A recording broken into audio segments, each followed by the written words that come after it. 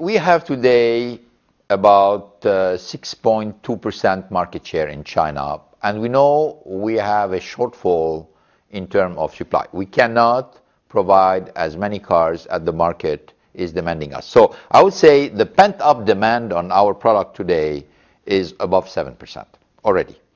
So we want to reach 10%, and we want to reach 10% first by increasing our offer. The product lineup offered in China not only is going to be renewed, but on top of this is going to be expanded. So we're going to get into the B segment. We're going to, introducing the V platform with at least two very powerful and important cars. We're going to bring also the zero-emission cars, even though I don't think it's going to represent a huge volume in 2015, but it's going to bring a lot of consumer to the brand.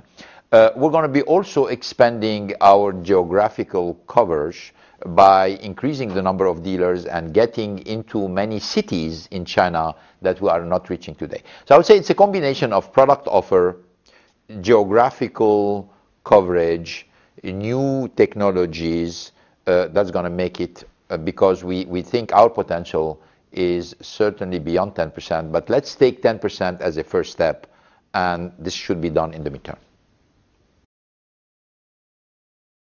Today, China is the most profitable market for us already. And we're very happy about it because we used to be very dependent on the profitability brought by our US operation. Today, we have two very strong pillars in terms of profit and growth in the United States and China, which is good. That means we're not dependent anymore on one market. We have many pillars for profit, but at least two very strong ones by the introduction of China. Yes, maybe the margin per unit be under pressure with the development of competition in China. It's a risk. It's not a certainty, but it's a risk. But it's going to be more than compensated by the volume increase.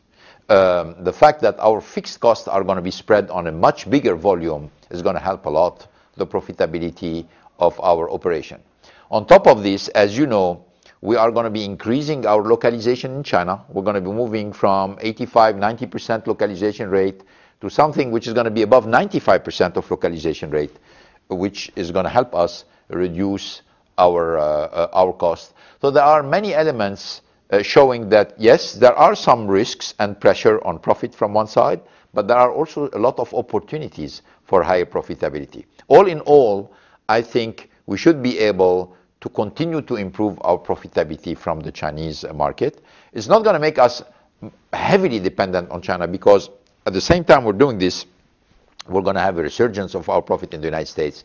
We have Europe starting to become an important profit maker for the group. We have the Southeast of Asia also, which is coming very strongly. And as you know, we have our project in Brazil, which is going to help making South America and Latin America another pillar of the group.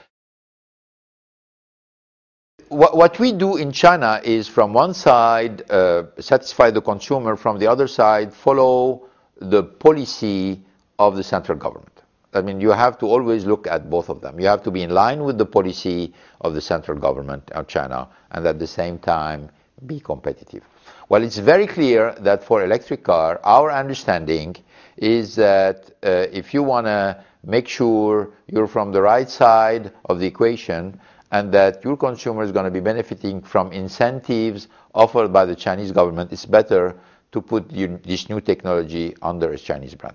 That's what some of our competitors have already announced. They have the same understanding than us. That's why we're going to put electric car under Venucia brand. So we can introduce the technology, we can introduce the zero-emission cars, and we can introduce them in the best way possible to make them competitive.